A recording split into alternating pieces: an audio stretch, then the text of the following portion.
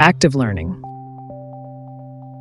Active learning is all about engaging with the material in a way that stimulates your brain and promotes deeper understanding.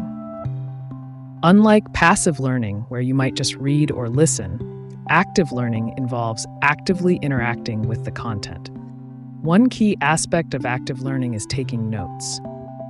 As you read or listen to a lecture, jot down key points, questions, and summaries in your own words. This process helps you process the information more deeply and makes it easier to recall later.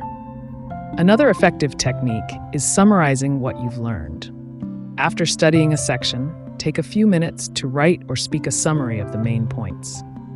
This forces you to organize your thoughts and ensures that you understand the material well enough to explain it concisely.